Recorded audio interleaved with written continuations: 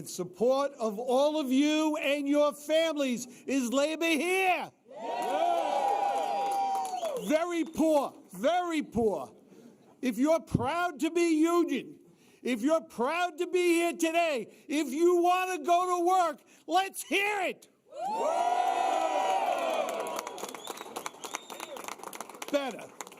Better, not great. You got all day to practice. All right, we got about 40 speakers, so you got all day, just relax. All right. Kevin Casey, our host.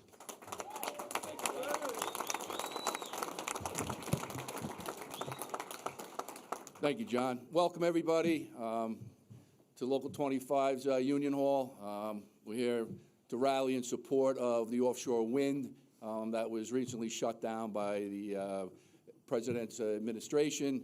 The governor's here. She's going to speak.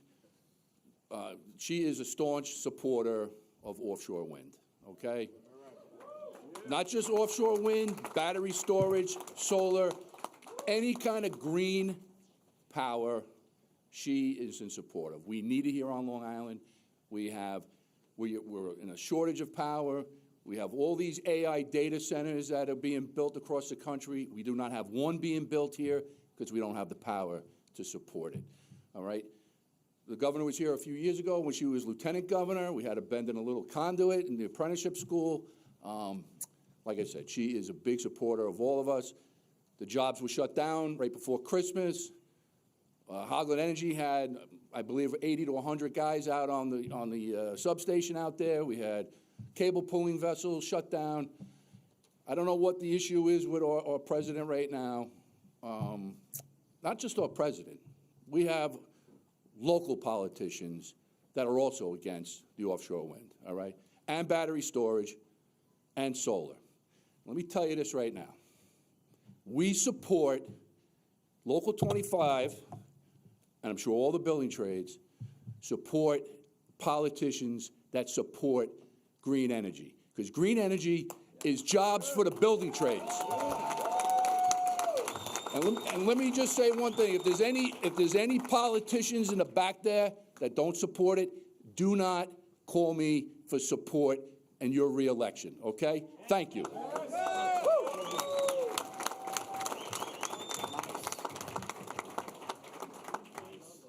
All right. Coming out next, and we're going to line up, and we're going to speak. Matty Arasich, Building Trades. Matty! Adrian Esposito. Billy Hoglund. Julie Ty. Ryan Stanton. And let's give it up for the 57th governor of the state of New York, our friend, our governor, Kathy Hochul.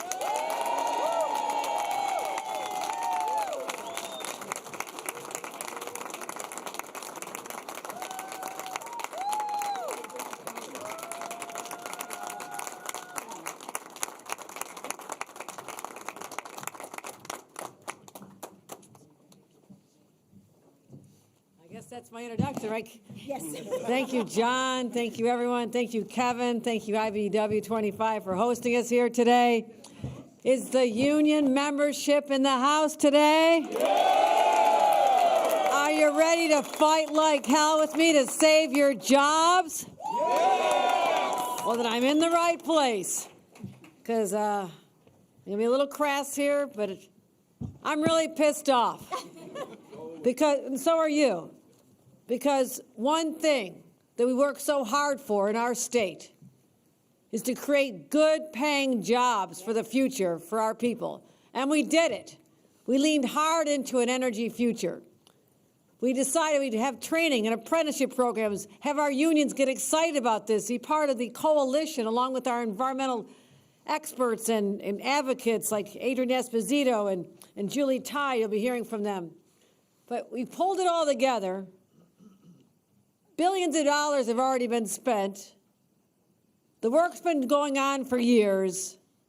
We're just about to turn it on in 2027 and start seeing the benefits of clean energy from offshore wind. And I'm telling you right now, as I'm planning our energy future and something the governor has to do, I'm counting on this power for the grid. I'm counting on it to head off brownouts or blackouts.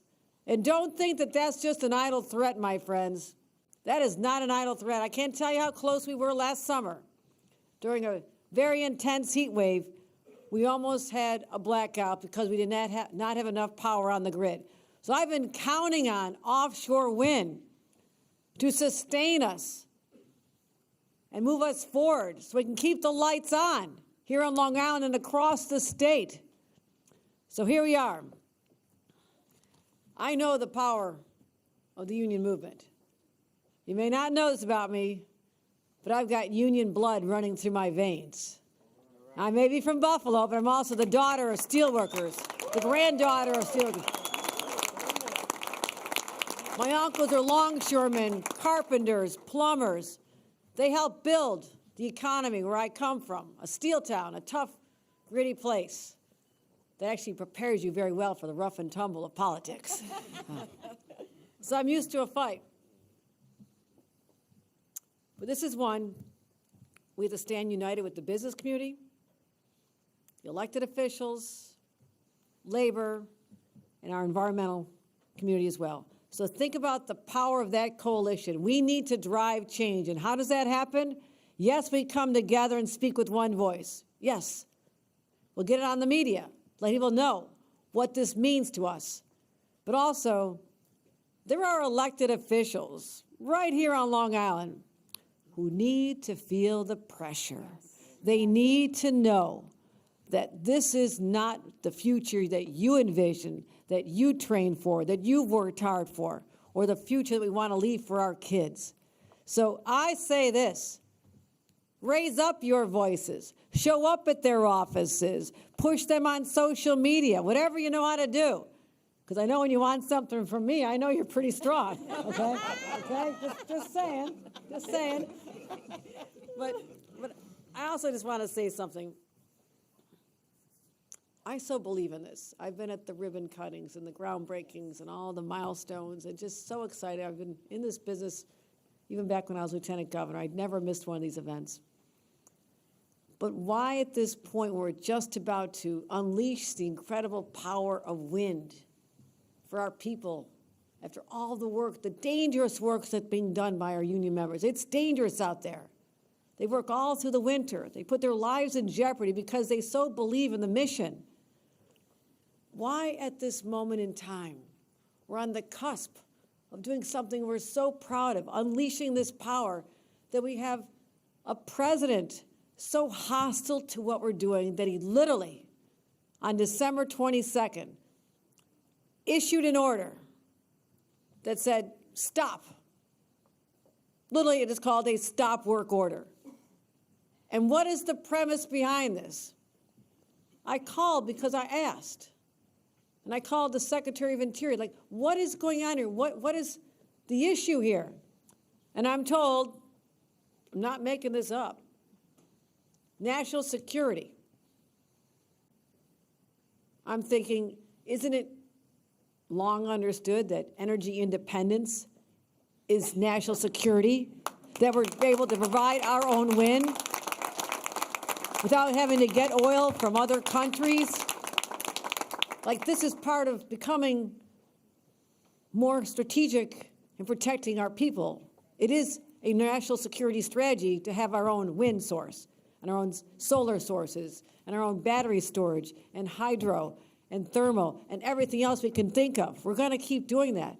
So I said, can you explain this to me? Because I'm the governor of the state of New York. If there is a national security threat off the shores of my state, you better give me a briefing right now, because I want to know what it is. Because I actually didn't believe them. It's all about the radar. Okay? I guess they're expecting long-range missiles to come from somewhere. I don't know what they're expecting, but it is BS.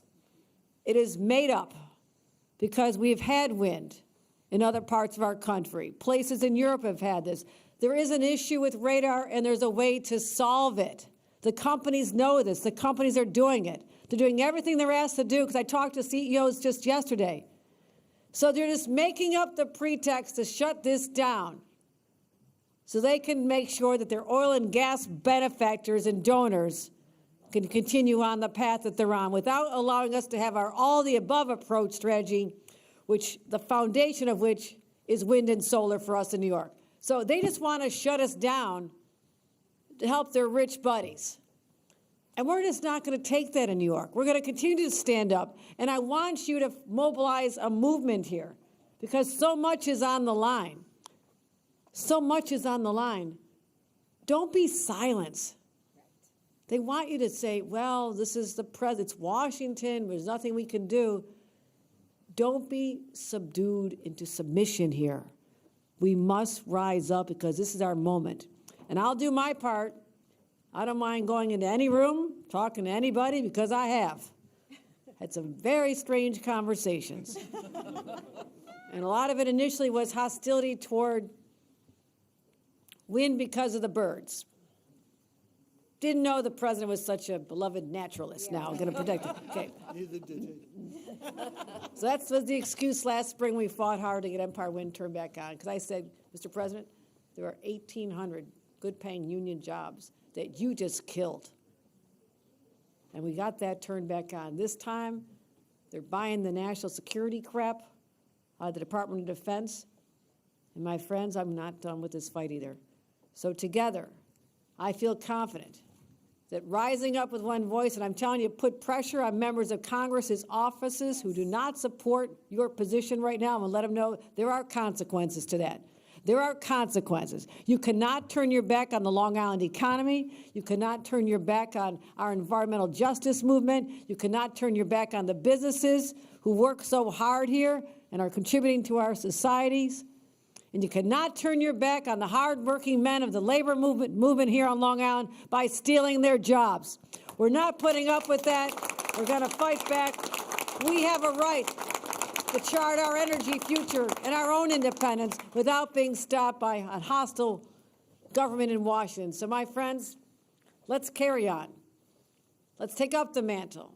Let's fight, because you're not just fighting for the jobs of today, you're fighting for the jobs of tomorrow and the future, a clean future for our children. Thank you very much, everyone. Thank you for coming out today. Thanks for standing strong. Thank you, Labor. Let me bring up Manny Arasach, the president of the Nassau Suffolk Building and Construction Trades, because I know he's just as pissed off as I am as well. Thank you, Governor. Thank you very much. So we're going to introduce Maddie in just a second, but our governor is fighting for each and every one of you each and every day. This is a fight everybody's got to participate in. We have 4 congressional people on Long Island. They got to hear from everybody. This is not a Democratic thing. This is not a Republican thing. This is Long Island. This is about our futures. This is about our jobs. This is about the energy. You're going to hear from Maddie. You're going to hear from another number of other speakers. But the governor was very polite, because she said it was just BS. You know what? Because it's just bullshit, more bullshit that's coming out of Washington.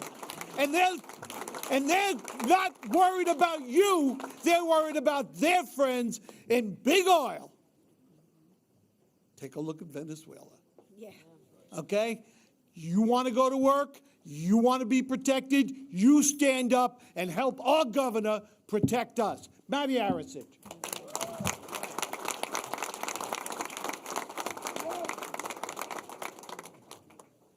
Somebody stole my message. No, I'm only kidding. I didn't take it. Thanks for taking my words. Before I start, everybody when they leave here, take one of these. And I want you to go ahead and use the QR code. And when you get home, take that and give it to somebody else. And you tell that next person to give it to someone else. We want this to become viral all weekend. Thank you. So greetings, Governor. Welcome to Strong Island. Yeah, that's right. That's right. Brothers and sisters, there's only one path for elected officials who take to earn your respect. It's when they begin listening to your needs. It's when they become addressing your needs. When they become fighting alongside you to reverse the course of bad decisions made by people who don't care about hurting you or the consequences of their actions. Governor Kathy Hochul has your back. She's been shoulder to shoulder pushing the envelope with us right from the very beginning. And this is actually for the third time. Having a governor by your side is extremely powerful because it means working people are not standing alone. It means the highest office in the state of New York recognizes what's at stake about our jobs and our communities. And when the governor stands in and stands up for us, it sends a clear message that really matters, that decisions will be made with a worker's interest in mind, and that our state is committed to protecting good union jobs. It's also making sure that we have economic stability, a future that works for everyone, not just a few. And she's not alone, because the individual behind me is Doreen Harris. Now, I'm going to introduce her for a reason, because she's actually the president and CEO who's earned the same level of respect from the building trades. She has a dog in this fight, and having the Energy Czar with us fighting for our green energy projects sends another clear message that New York is not going to be backing down on a commitment to clean, reliable, powerful, good union jobs. So, we're here today because of a reckless federal lease suspension that has put labor, our labor, and skilled trades directly in the crosshairs. This is about protecting your union careers, strengthening your financial independence, making good on delivering the clean energy future that New Yorkers deserve by standing up for resiliency and for long-term sustainability in our state. Let's be clear what this is and what this is not. This is not political theory. This is not a debate or discussion about future plans. This is the direct threat to our union jobs, to our union careers, and to our state's reliable energy policies. Right now, right here, offshore winds, actually projects off Long Island, are fully permitted, already under construction, employing thousands of workers across New York State. Not concepts, not proposals, not promises, but real jobs, real paychecks, real careers. Union labor on the offshore wind has already supported more than 5,000 good-paying jobs right here in New York State. That's 5,000. We've already logged over 2 million hours, 2 million man-hours, which are actually a clear pathway towards 7 million man-hours that are now at risk because of a reckless decision. You have dock builders, millwrights, electricians, ironworkers, laborers, operating engineers, painters, and countless other skilled trades who are actually either on active job sites, on sea, or on land supporting the offshore wind infrastructure. There's hundreds of millions of dollars in prevailing wages and benefits that have already been paid, with hundreds of millions of more that are expected over the life of these projects. These are not short-term gigs. These are long-term union careers that are originating from an industry that creates apprentice opportunities, a real pathway that leads directly into the middle class. Shutting this down doesn't hurt projects. It undermines workers.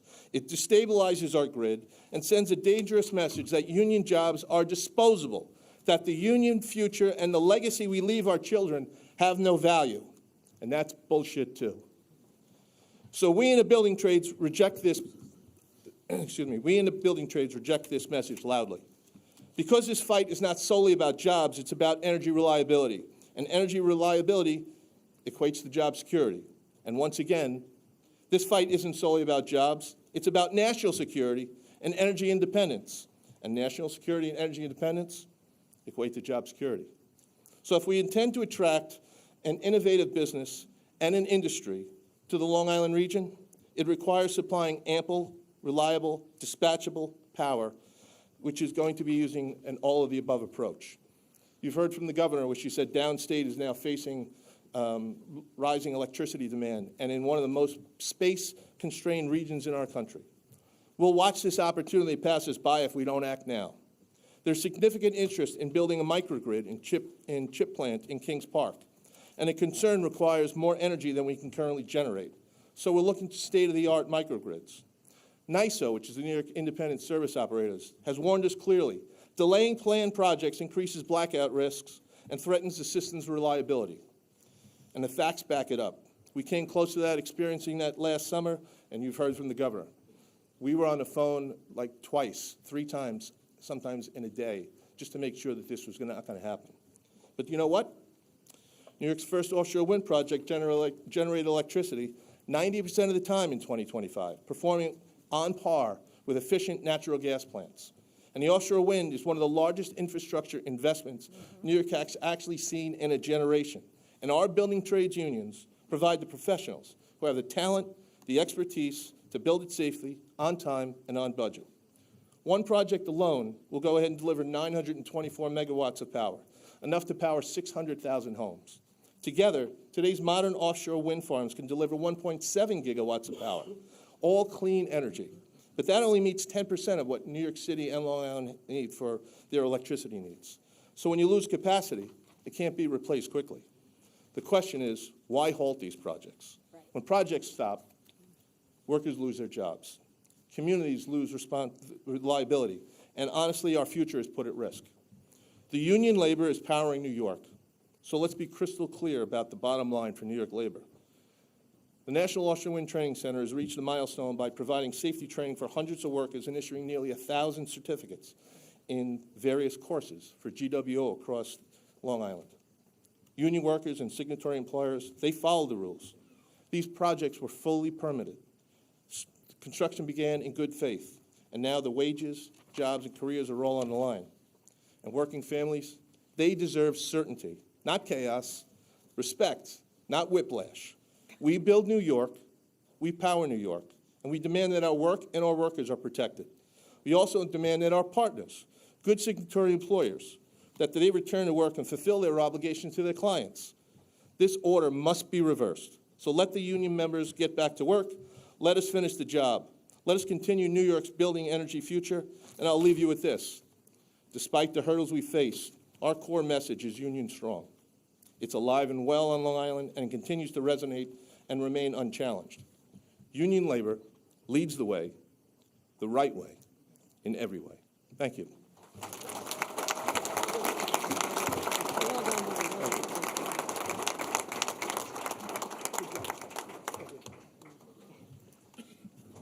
Our next speaker, Adrian Esposito. Adrian, please. Good afternoon, everyone. I want to start out by saying thank you. Thank you to the men and women of all the unions that showed up today. We appreciate your support. I have a lot of faith and a lot of support for unions. I grew up in a union household. My dad got up at 5:20 a.m. every morning, went to work. He was a shop steward, got home really tired. So your dedication, your work ethic, and your efforts are what move Long Island forward and what is at the heart and the root of communities across the great state of New York. So thank you.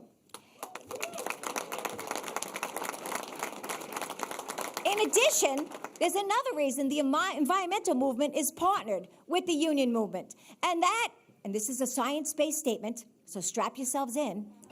That's because climate change is real. Okay? And we live on an island that juts out into the middle of the Atlantic Ocean.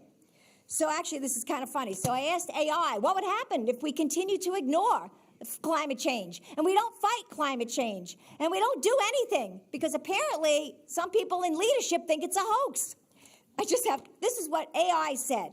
If climate change isn't curbed by 2050, expect catastrophic health impacts, massive economic losses, severe food and water shortages, widespread displacement from sea level rise, extreme and frequent weather events like heat waves, floods, droughts, increased forest fires, disproportionately harming vulnerable populations and potentially collapsing systems.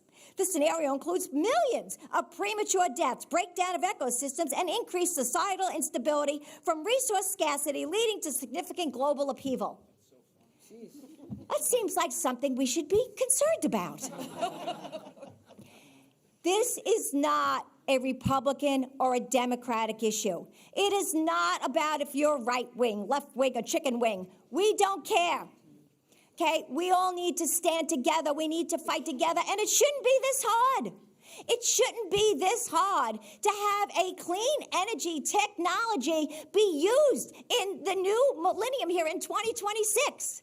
It shouldn't be this hard to have energy, electricity that's generated without polluting emissions, to have cleaner air. And it shouldn't be this hard for people to go to work in the morning and stay at work for the rest of the week. It shouldn't be this hard. But it takes two things. One is all of you and us in partnership to continue to do. Get up, show up, and speak up. And that makes change. And the other thing we need, and which we're delighted to have, is elected leaders who aren't afraid to speak up and get in the battle and to fight for us, like Governor Kathy Hochul.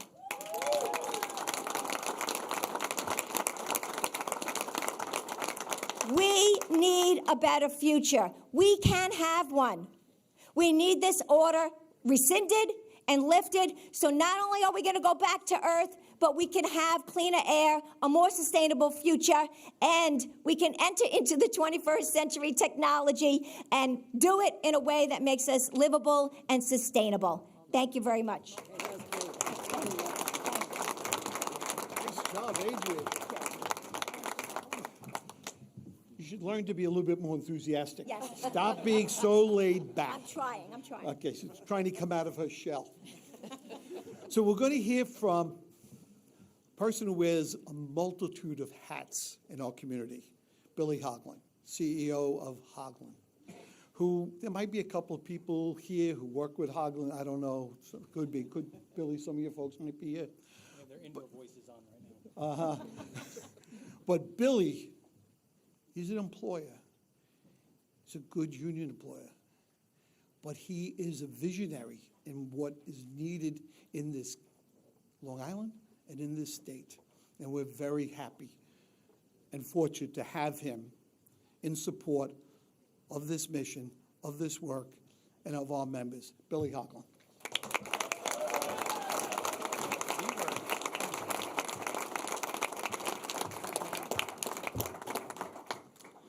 Good afternoon, everybody, and thank you so much for that, John. That was really, thank you. Today and every day, I'm standing with the men and women of labor, the people who don't argue about infrastructure. We build it with our own hands. And many of you are here because of actions that are creating real uncertainty, not because policy changed overnight, but because the federal government is using unprecedented tactics that cost workers wages in the short term and raise energy costs in the long term. A lot of people. Well, I did. A lot of people. A lot of people up here know this. I am a moderate Republican. I did vote for the president. I did it because I believe in smaller and more decentralized government, returning authority to the states, closer to our communities, and allowing the private sector to deliver efficient solutions when the rules are clear. That's why this moment matters. That's why there is a moment for a movement to continue. States like New York have established, under Governor Hochul's leadership, environmental review, labor standards, and permitting process with community involvement. When those rules are followed, projects should be allowed to move forward, not stalled without clear and apparent reason. It's also important to be clear on the facts. No taxpayer dollars have been spent to date on offshore wind development. That is simply fake news. In fact, it's been the opposite, and some of our customers are here today. Developers paid the federal government to lease offshore land for specific purpose of energy development. Yep. And if I was them, I may want to consider a refund. But those agreements matter. Predictability matters. And reversing course without justification undermines trust. It undermines trust with workers, with communities, and with the private investment that builds our infrastructure. Energy development should not be adversarial. It is essential. Essential to good-paying union jobs. Essential to reliable, affordable power. And essential to America's economic and national security.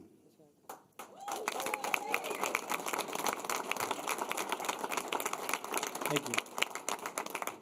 We can protect the environment, respect state authority, and keep Americans working at the same time. And if we're serious about unleashing America's golden age, with an all-the-above energy approach, it doesn't happen by stopping work. It happens when we build, baby, build. Thank you.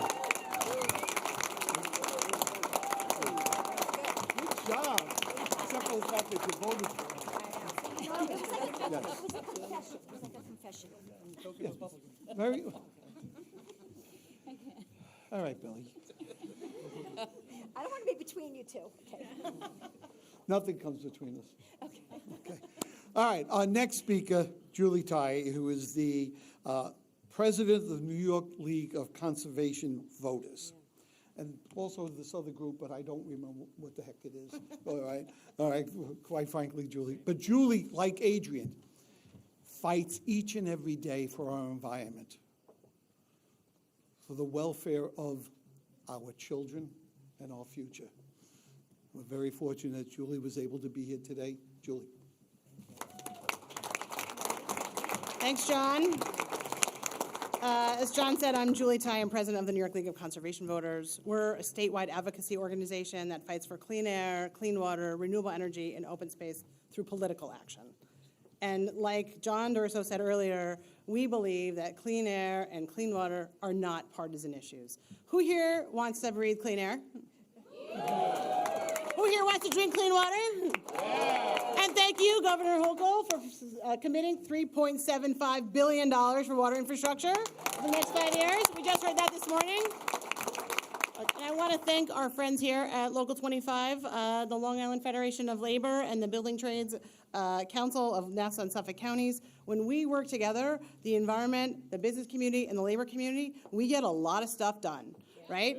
We helped, working with the governor, we helped push back when the president tried to stop Empire Wind from moving forward, and we got that move forward.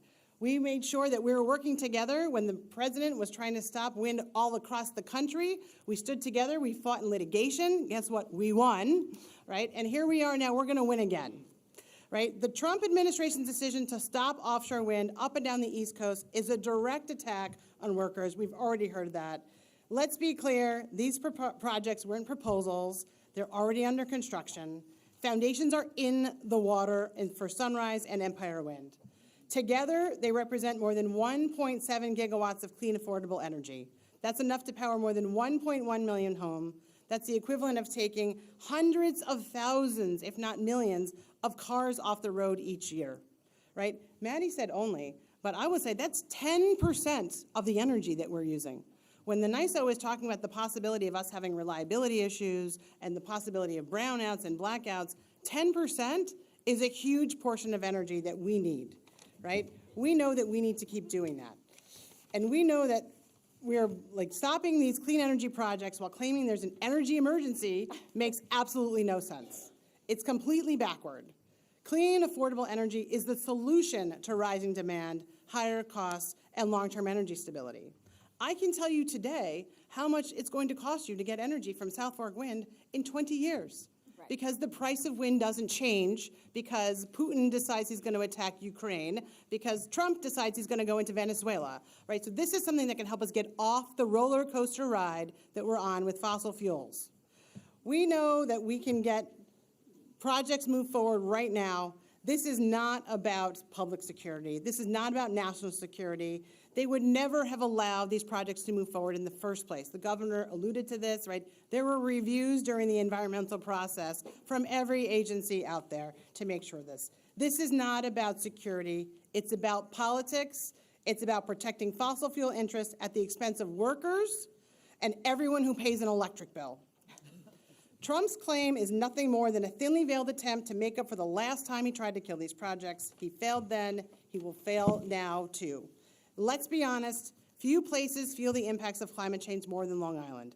Adrian already went through that in great order. I will not try to top AI, right? And there are other people on Long Island who somehow don't see that offshore wind is part of the solution that can actually deliver local clean energy and local jobs, right? The difference this morning could not have been more stark at the LIA between the governor and other politicians who are not for offshore wind.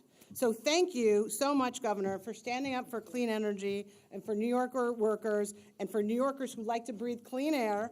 We call on the New York congressional delegation, Democrats and Republicans alike, to fight this order and get these projects moving again.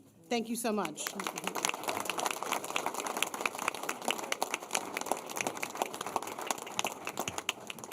Thank you, Julie. So I gave Julie a bit of an introduction. I didn't introduce Adrian, so I went back over here, and she said, "You didn't introduce me," like that. Okay, yes, you did. Don't be so.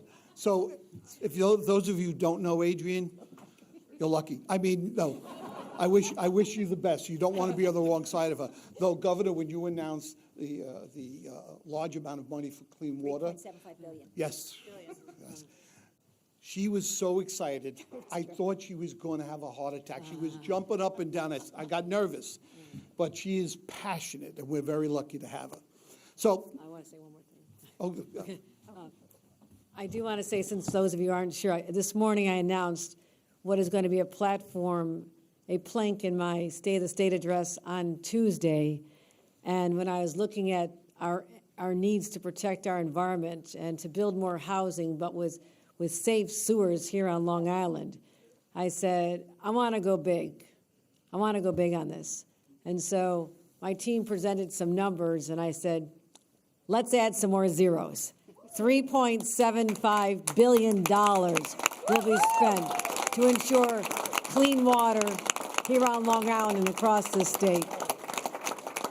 And lastly, I asked all of you to join this effort, to be part of the movement, and I know I can count on all of you, but for our part, we're launching litigation on both cases related to offshore wind here in the state of New York. We're working hard with our Attorney General, the other states, so let us hope that we have judges who understand that the power that they've stripped away from governors and from local governments, and a review process went on for years, and stealing jobs away is not legal, and that we expect to win in court and turn back on our turbines. Thank you very much, everybody.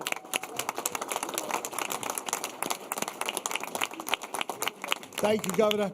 All right. Our last speaker, okay, Ryan Stanton, the Executive Director of the Long Island Federation of Labor.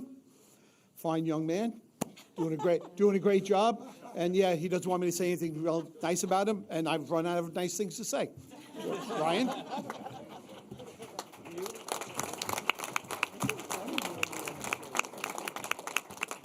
All right, so when it's announced that you're the closer, before you close, you know you must be brief. So before I jump into why we're here and recap what you've heard today, I do want to acknowledge a handful of other leaders in the room. With us today is Assemblyman Chuck Levine,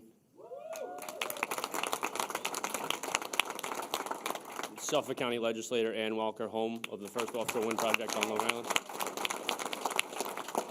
New York State Senator Monica Martinez, a real champion for the building trades on K-12 construction right now.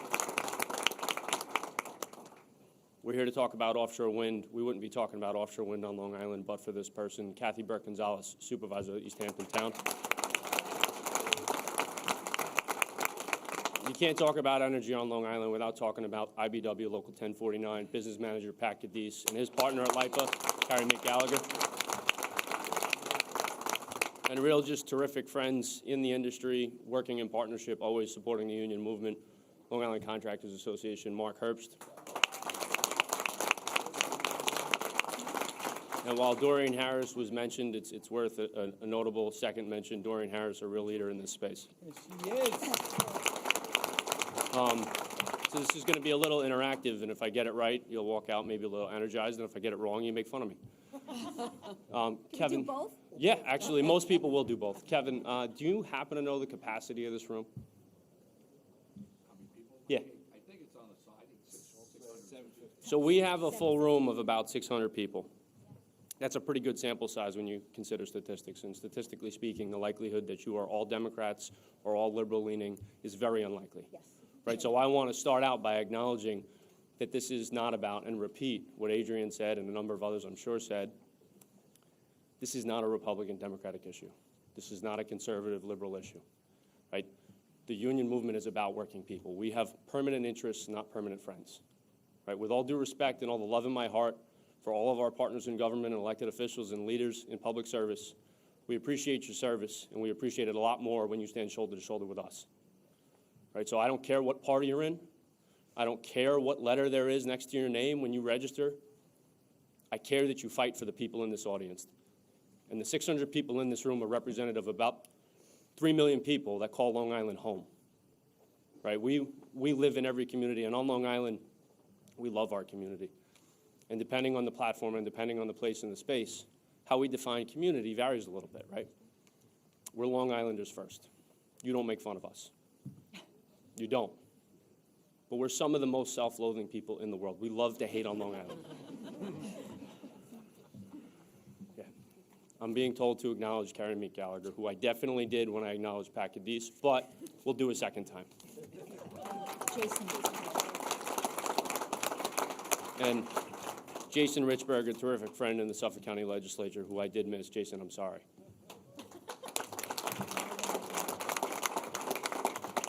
So again, we're some of the most self-loathing people in the world, but don't you dare if you're not from here, okay?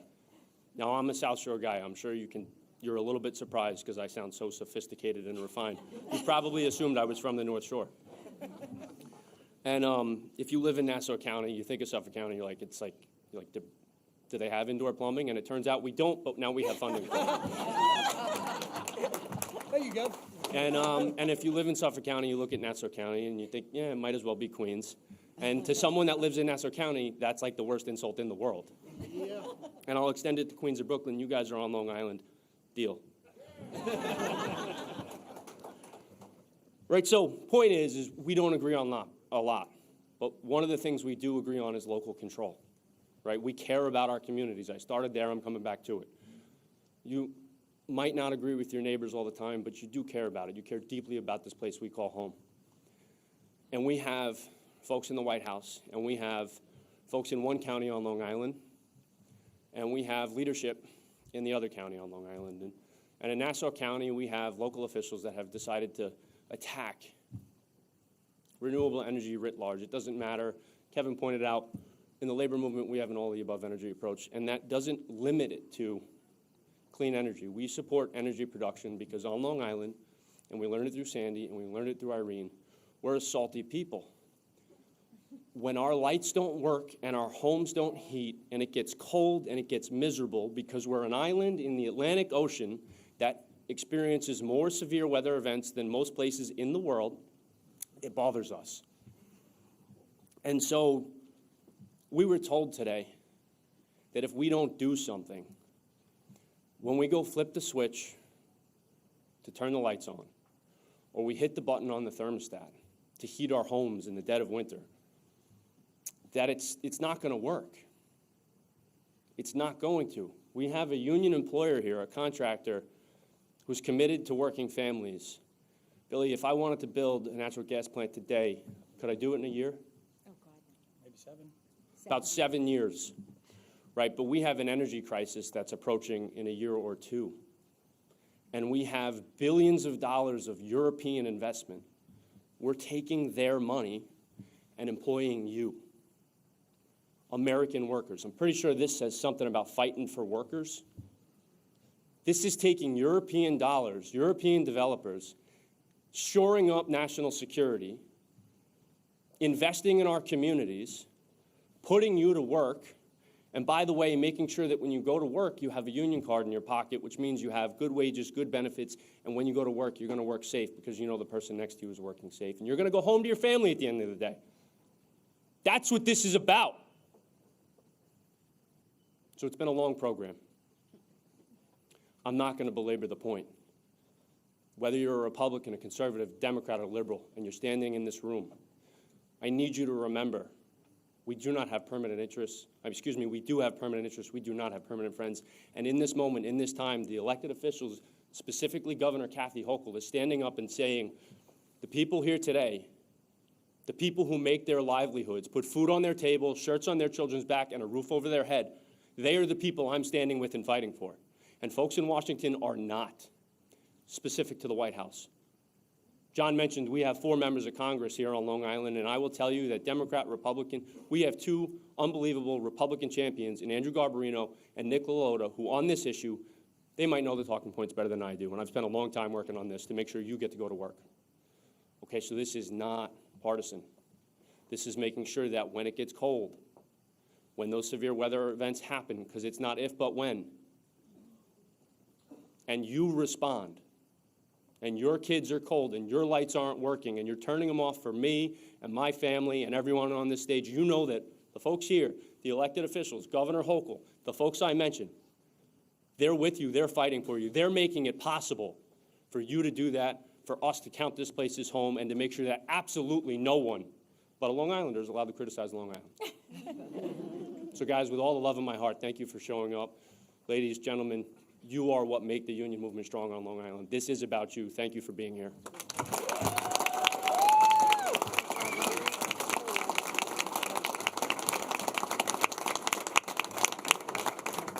Thank you, everybody. Just thank everybody for coming. All right, folks, thank you all for coming. When you leave, please do it safely. Make a phone call to the elected officials and tell them we want to go to work. Very simple. We need this project started. Call your members of Congress. Those in Nassau County, call the county, and tell them to get off their ass and get started.